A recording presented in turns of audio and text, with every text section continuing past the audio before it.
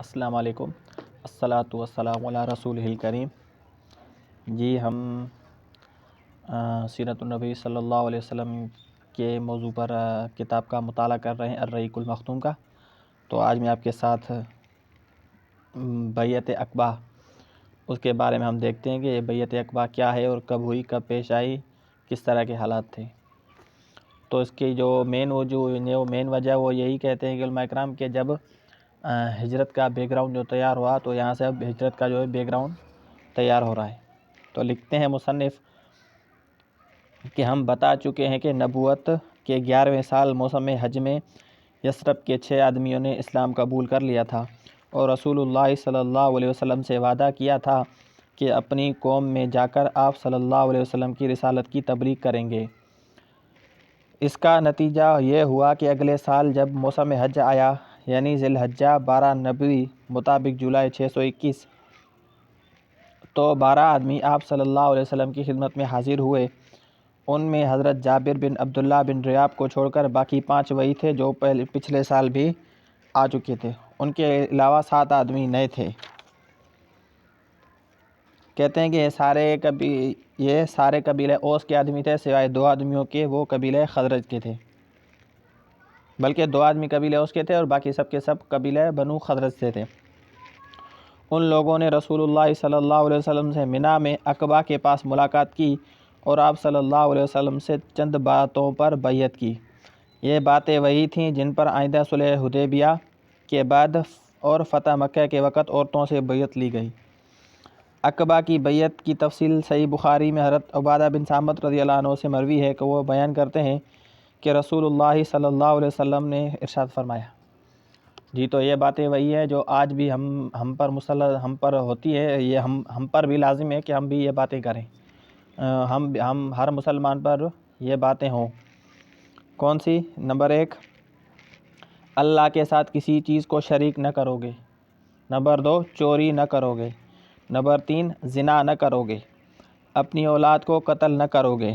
اپنے ہاتھ پاؤں کے درمیان سے گھڑ کر کوئی بہتان نہ لاؤ گے اور کسی بھلی بات میں میری نافرمانی نہ کرو گے۔ جو یہ شخص ساری باتیں پوری کرے گا اس کا اجر اللہ پر ہے، اور جو شخص ان میں سے کسی چیز کا ارتکاب کر بیٹھے گا پھر اسے دنیا ہی میں اس کی سزا دے دی جائے گی تو یہ اس کے لیے کفارہ ہوگی، اور جو شخص ان میں سے کسی چیز کا ارتکاب کر بیٹھے گا پھر اللہ اس پر پردہ ڈال دے گا تو اس کا معاملہ اللہ کے حوالے ہے، چاہے گا تو سزا دے گا اور چاہے گا تو معاف کر دے گا۔ حضرت عبادہ فرماتے ہیں کہ ہم نے آپ صلی اللہ علیہ وسلم سے بیعت کی۔ تو جب یہ بیعت پوری ہو گئی تو نبی صلی اللہ علیہ وسلم نے ان لوگوں کے ہمراہ یعنی جو 12 لوگ تھے تو ان کے ساتھ اپنا ایک سفیر کو بھیجا، تو اس سفیر کا نام تھا مصعب بن عمیر ابدری رضی اللہ عنہ۔ جب کہتے ہیں کہ حضرت مصعب بن عمیر رضی اللہ عنہ مدینہ پہنچے تو حضرت اسد بن زرارہ رضی اللہ عنہ کے گھر نزول فرمایا، یعنی اسد بن زرارہ کے گھر بیٹھے۔ پھر دونوں نے مل کر اہل یثرب یعنی مدینے والوں کو دعوت دی اور ہر گھر میں کسی نہ کسی آدمی کو ایمان تک پہنچا دیا۔ تو وہاں پر جو تھے 2 بڑے سردار تھے مدینے میں، نمبر 1 اسید اور دوسرا آدمی ایک اور بھی ہے، تو دونوں نے اسلام قبول کیا۔ تو اس وجہ سے جب وہ دونوں سردار تھے ان دونوں نے اسلام قبول کیا تو ان کی وجہ سے سارے مدینے والے ایمان لے آئے۔ تو اب کہتے ہیں کہ نبوت کے 13ویں سال موسم حج جون 622 میں یثرب کے 70 سے زیادہ مسلمان فریضہ حج کی ادائیگی کے لیے مکہ تشریف لائے۔ یہ اپنی قوم کے مشرک حاجیوں میں شامل ہو کر آئے تھے اور ابھی یثرب ہی میں تھے یا مکے کے راستے میں ہی تھے کہ آپس میں ایک دوسرے سے پوچھنے لگے کہ ہم کب تک رسول اللہ صلی اللہ علیہ وسلم کو یوں ہی مکے کے پہاڑوں پر چکر کاٹتے، ٹھوکریں کھاتے اور خوف زدہ کیے جاتے چھوڑے رکھیں گے۔ پھر جب یہ مسلمان مکہ پہنچ گئے تو در پردہ نبی صلی اللہ علیہ وسلم کے ساتھ سلسلہ اور رابطہ شروع کیا اور آخرکار اس بات پر اتفاق ہو گیا کہ دونوں فریق ایام تشریق کے درمیانی دن یعنی 12 ذی الحجہ کو منی میں جمرہ اولیٰ یعنی جمرہ عقبہ کے پاس جو گھاٹی ہے اسی میں جمع ہو، اور یہ اجتماعات رات کی تاریکی میں بالکل خفیہ طریقے پر ہو۔ تو کہ آئیے اب اس تاریخی اجتماع کے حوالے سے احوال انصار کے ایک قائد کی زبانی سنیں، یعنی وہ اجتماع ہے جس نے اسلام و بت پرستی کی جنگ میں رفتار کا زمانے کا رخ موڑ دیا، یعنی یہ وہ اجتماع تھا جس نے زمانے کا رخ موڑ دیا تھا۔ تاریخ اسلام، یعنی اسلام کی طاقت یہاں سے بڑھ رہی تھی۔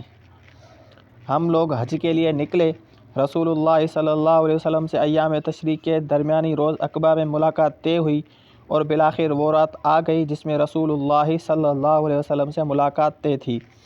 ہمارے ساتھ ہمارے ایک معزز سردار عبداللہ بن حرام بھی تھے جو ابھی اسلام نہ لائے تھے۔ ہم نے ان کو ساتھ لیا، ورنہ ہمارے ساتھ ہماری قوم کے جو مشرکین تھے ہم ان سے اپنا سارا معاملہ خفیہ رکھتے، مگر ہم نے عبداللہ بن حرام سے بات کی اور کہا کہ اے ابو جابر، آپ ہمارے ایک معزز اور شریف سربراہ ہیں، ہم آپ کی موجودہ حالت سے نکالنا چاہتے ہیں تاکہ آپ کلہ کو آگ ایندھن نہ بن جائیں۔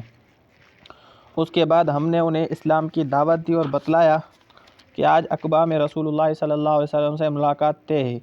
انہوں نے اسلام قبول کر لیا اور ہمارے ساتھ عقبہ میں تشریف لے گئے اور نقی بھی مقرر ہوئے۔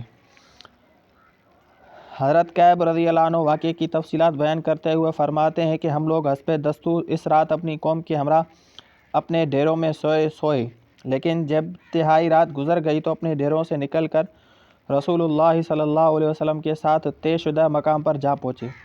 ہم اس طرح چپکے دبک کر نکلتے جیسے چڑیا گھونسلے سے سکڑ کر نکلتی ہے، یہاں تک کہ ہم سب عقبہ میں جمع ہو گئے۔ ہماری کل تعداد 75 تھی، 73 مرد اور 2 عورتیں۔ ایک عمارہ نصیبہ بنت کعب تھیں جو قبیلہ بنو مازن بن نجار سے تعلق رکھتی تھی، اور دوسری منی اسماء بنت عمر تھی جن کا تعلق قبیلہ بنو سلمہ سے تھا۔ ہم سب گھاٹی میں جمع ہو کر رسول اللہ صلی اللہ علیہ وسلم کا انتظار کرنے لگے۔ آخر وہ لمحہ آ ہی گیا جب آپ تشریف لائے۔ آپ صلی اللہ علیہ وسلم کے ساتھ آپ کے چچا حضرت عباس بن عبد المطلب بھی تھے۔ وہ اگرچہ ابھی تک اپنے قوم کے دین پر تھے، مگر چاہتے تھے کہ اپنے بھتیجے کے معاملے میں موجود رہیں اور ان کے لیے پختہ اطمینان حاصل کر لیں۔ سب سے پہلے بات بھی انہوں نے شروع کی۔ ابن عباس رضی اللہ عنہ نے جب بات شروع کی تو کہتے ہیں،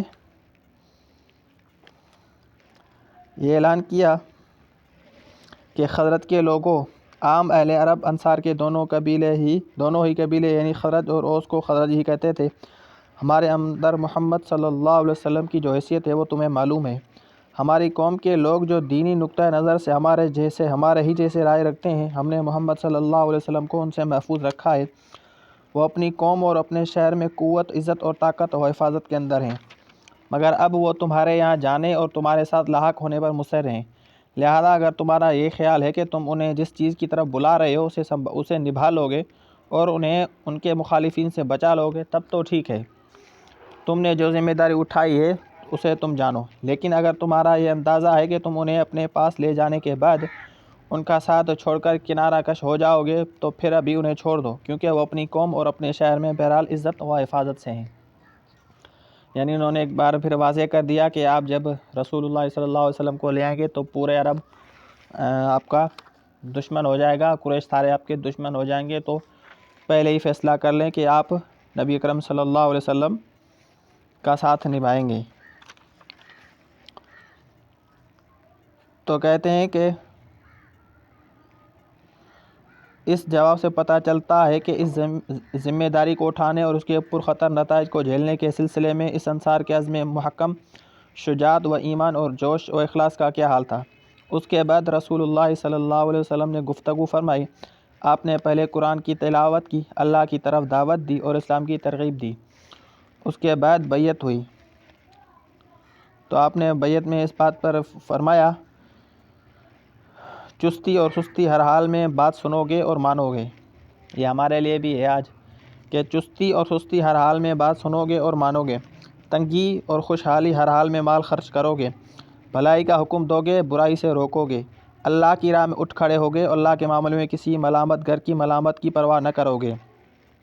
جب میں تمہارے پاس آ جاؤں گا تو تم میری مدد کرو گے، اور جس چیز سے اپنی جان، اپنے بال بچوں کی حفاظت کرتے ہو، اس سے میری بھی حفاظت کرو گے، تو تمہارے لیے جنت ہے۔